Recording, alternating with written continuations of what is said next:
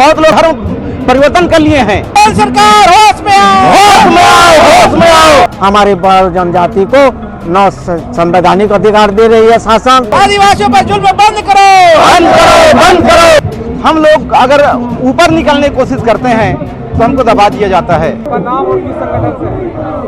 मेरा नाम जयदेव भोई, सौरा समाज छत्तीसगढ़ संघ पूर्व अध्यक्ष, वर्तमान संरक्षक। हमारे छत्तीसगढ़ में विभिन्न प्रकार के 42 अनुसूचित जनजाति हैं, जिसमें से सौरा समाज सबसे बाहुल्य अनुसूचित जनजाति में आती है। जब छत्तीसगढ़ सरकार 1950 में आदिवासी मानी और मध्य प्रदेश से छत्तीसगढ़ हो जाने में हमारी सौरा समाज 42-41 क्रमांक में रही। इसी हिसाब से उसमें सौरा रहा और हमारे 1950 के पूर्व अभिलेखों में सौरा सहारा रहा। 2003-4 से हम शासन के संवैधानिक अधिकार तथा समाज के जाति प्रमाण पत्र पाने में असमर्थ हैं। इसी प्रकार 4, 5, 6 तक लगभग दो जाति अनुसूचित जनजाति मात्रात्मक त्रुटि, शब्द विभेद एवं लेखन त्रुटि माना। इसी प्रकार होते होते कुल 12 अनुसूचित जनजाति को मात्रात्मक त्रुटि, अनुसूचित जनजाति के शब्द विभेद, लेखन त्रुटि मान करके हमारे जनजाति को न संवैधानिक अधिकार दे रही है शासन, न कोई प्रकार की उसके लाभ दे रही है, न कोई प्रकार की हमारी बच्चों को सर्टिफिकेट जाति प्रमाण पत्र जारी कर रही है। ऐसा क्यों होता है कि आदिवासियों को हर एक चीज़ से वंचित रखा जाता है ना? आप लोगों को सर्टिफिकेट नहीं मिल रहे हैं, आप लोग मांग कर रहे हो इतने दिनों से। हाँ। तो क्या ऐसा क्या चीज़ है जो आदिवासी है, जो गरीब तबका है, जो निचली तबका है, उसको वंचित रखा जाता है इन चीज़ों से? जी। जैसे हमारे छात्र छात्रा हैं, उच्च शिक्षा में पढ़ रहे हैं, इंजीनियरिंग, आपका नवोदय विद्यालय वगैरह में, शिक्षण संस्था में जाति प्रमाण के पत्र के अभाव में वहाँ भर्ती नहीं हो पा रही है। कोई प्रकार के और जो शासन से लाभ मिल रही है, योजनाओं के लाभ, शासन की योजनाओं का लाभ, वो भी प्राप्त नहीं हो पा रही है। स्कॉलरशिप तक नहीं प्राप्त हो रही है। हम पूर्ण रूप में दुखी हैं। राज्य सरकार के पास जाने से राज्य सरकार कहता है कि केंद्र सरकार के बल पर है, केंद्र सरकार को ध्यानाकर्षित करो और ध्यानाकर्षित करने पर केंद्र सरकार करेगा। उसके बाद राज्य सरकार से केंद्र सरकार को 22 बार 23 बार प्रत्येक हमारे जनजाति से 22-23 बार आ चुके, लेकिन हम सब तरफ आवेदन चुके, आज तक कोई प्रकार की नहीं हुई। 2016 में संसद में बिल पास करने के लिए कैबिनेट में पास कर दिए, अनुमोदन हो गई। उसके बाद 2019 में पुनर्रक्षित उसको माने बिल पास करने के लिए अनुमोदित हो गया।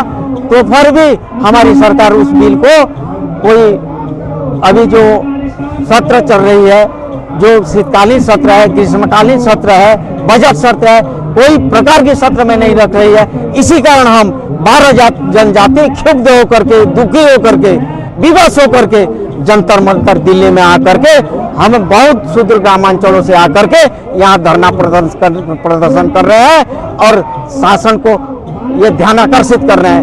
मैं ये चाहता हूँ कि हर मीडिया इसको सब तरफ प्रचार प्रसार करे और प्रचार प्रसार करके हमारे 12 अनुसूचित जनजाति को संवैधानिक अधिकार मिले और छात्राओं को अनुसूचित जनजाति का प्रमाण पत्र मिले एवं पूर्ण रूप में आदिवासी का अधिकार मिले। आप छत्तीसगढ़ से आए हैं, वहाँ की जो भूपेश बघेल सरकार है, हाँ। आपकी कितनी सहायता कर रहे हैं आदिवासियों के लिए? क्या वो हमेशा से खड़े होते आए हैं या फिर राजनीति ही सिर्फ उनका वो मकसद है?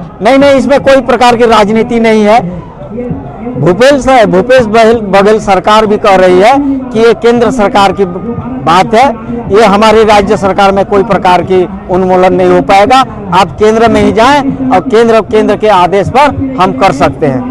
इस गोलमोल बात में वही सरकार भी कह सकती है। हमारी ये योजना जो है हमारी जातिगत है, आदिवासियों की एक समूह है और कोई प्रकार की हमारी इसमें राजनीति नहीं है, जिसमें 65 लाख परिवार, आदिवासी परिवार 65 लाख पूर्ण रूप में इसमें पूरा आक्रोशित हैं, प्रभावित हैं और शासन के अधिकारों से जाति प्रमाण पत्र निर्माण करने से पूर्ण रूप में वंचित हैं। इसी कारण मैं मीडियाओं से निवेदन करता हूं, इसी कारण मैं पत्रकारों से निवेदन करता हूं कि इस तथ्य को सब तरफ पूरे भारत में इसको लगाएं और भारत में लगा करके इसकी संदेश को हमारे सांसद तक पहुंचाएं, राज्यसभा तक पहुंचाएं, माननीय महामहिम राष्ट्रपति तक पहुंचाएं, ताकि हमको संवैधानिक अधिकार मिल सके। एक तरफ जहाँ भारत इतनी प्रगतिशील है, जी। हर दिन प्रगति के पथ पर चल रहा है, जी। वहीं कहीं न कहीं आदिवासी को अपने जो वो है बेसिक कम्युनिटीज है, जो मूलभूत सुविधाएं हैं, उनसे रोका जा रहा है।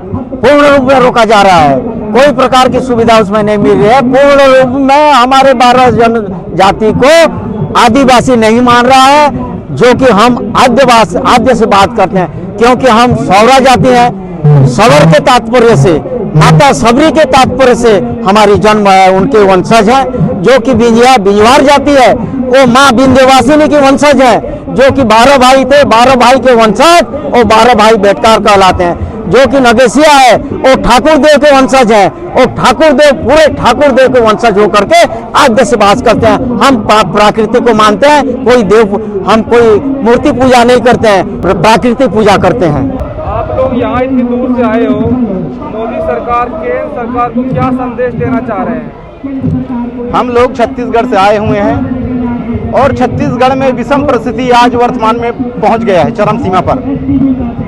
क्या है, हमारे छत्तीसगढ़ में भोले भाले आदिवासी लोग जंगलों में निवास करते हैं और वहां से हम लोग अगर ऊपर निकलने की कोशिश करते हैं तो हमको दबा दिया जाता है।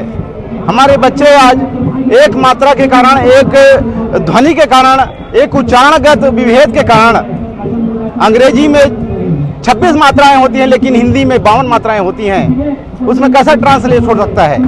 लेकिन उस स्थिति को ध्यान में न रखते हुए केंद्र सरकार के द्वारा आज हमारे जो यहाँ दिल्ली में आने का विशेष कारण है, क्षुब्ध होकर हम लोग आए हैं और एक विश्वास से आए हैं। माननीय पूर्व प्रधानमंत्री अटल बिहारी वाजपेयी के द्वारा सन 1999 में उनके द्वारा एक जनजाति कार्य मंत्रालय का गठन किया गया। इसलिए गठन किया गया क्योंकि हमारे जंगलों में रहने वाले आदिवासी हैं, उनका सर्वांगीण विकास हो सके, उनकी विकास हो, जन कल्याणकारी, उनके बच्चे अच्छे अच्छे स्कूलों में जाएं, अच्छे उनका विकास हो, पढ़ें। लेकिन दुख की बात है कि आज हमारे आदिवासी उस जनजाति कार्य मंत्रालय के नियुक्ति होने के बाद, गठन होने के बाद, स्थापना होने के बाद भी आज हम लोग ऐसे स्थिति में हैं कि आज एक एक जातियों का, जो 12 जातियों में से एक एक जातियों का जो एक एक शब्द के कारण, एक एक उच्चारण के कारण, एक एक विभेद के कारण, एक एक ध्वनि मात्रा के कारण हम लोग पीड़ित हैं। आज हमारे बच्चे लोग स्कॉलरशिप पाने में, छात्रवृत्ति पाने में, आज जाति प्रमाण इकट्ठा करने में, प्रमाण पत्र प्रदान करने में कठिनाई होती है। हमको संवैधानिक अधिकार नहीं मिल पा रहा है। तो हमारा जो पूर्व प्रधानमंत्री अटल बिहारी वाजपेयी के द्वारा जो गठन किया गया था अनुसूचित जनजाति मंत्रालय, उसका सपना अधूरा हो रहा है। आज खुशी की बात होती कि उनके गठन के द्वारा आज जो हमारे विकास होता तो एक खुशी की बात थी, लेकिन दुख की बात है कि हमारे आदिवासियों को आज यहाँ दिल्ली में आना पड़ा।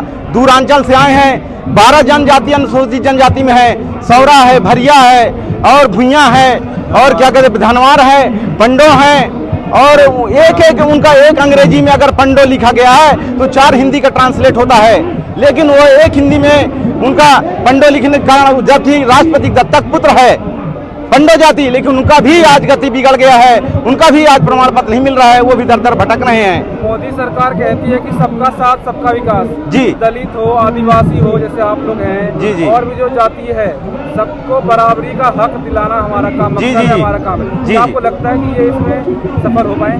सफल होंगे सर, लेकिन आदिवासियों को साथ में लेकर चलेंगे तब सफल होंगे। 13 फरवरी 2019 को जब कैबिनेट से पास होकर के और राष्ट्र सांसद लोकसभा में पारित करने के लिए पहुंचा तो उस समय रात में भंग हो गया लोकसभा, जिसके कारण हमारा बिल पास नहीं हुआ। आज एसटी बिल पास ना होने के कारण आज ना हमको एसडीएम से प्रमाण पत्र मिल रहा है, न तहसीलदार से प्रमाण पत्र मिल रहा है। हमारे 170 खां में जमीन वापस नहीं हो रहे हैं। बहुत लोग धर्म परिवर्तन कर लिए हैं। इसको संज्ञान में लेना चाहिए कि आदिवासी भोले भाले हैं। आज जो आदिवासी नहीं है, जो धन परिवर्तन कर लिए हैं वो आज आदिवासी का लाभ ले रहे हैं, और जो मूल आदिवासी हैं जो जंगल में रहते हैं आज आदिवासी से वंचित होने के कगार पे हैं। आपको लगता है कि ये मोदी सरकार आप लोगों की बात सुनेगी, आप लोगों की आवाज वहां तक पहुंचेगी? हम इसीलिए संदेश देने का है, हमारा जो सांकेतिक धरना है, आज हम संकेत देने आए हैं, एक दिवसीय धरना है। यदि हमारे इस बिल को इस सत्र में पास नहीं किया जाता है, हमारे बिल को एसटी बिल में शामिल नहीं किया जाता है, धारा 342 बनाया गया है अनुसूचित जनजाति का, उसमें शामिल नहीं किया जाता है, संशोधन समावेश नहीं किया जाता है, तो आगे हम उग्र प्रदर्शन करेंगे। हमारे जितने साथी भाई हैं उग्र प्रदर्शन करेंगे, हम आगे आंदोलन करेंगे। हम मैं आपका प्ले कार्ड देख रहा हूँ जिसमें लिखा है जुल्म सहेंगे अपना अधिकार लेके रहेंगे, इसका क्या मतलब है? जुल्म इसका मतलब ये है सर जी, हम इतने साल जुल्म सहे हैं और सहने की क्षमता आदिवासी में है, लेकिन सहते सहते हम लोग सहेंगे नहीं, लेकिन हम सहने के बाद भी हम अपना अधिकार लेकर रहेंगे।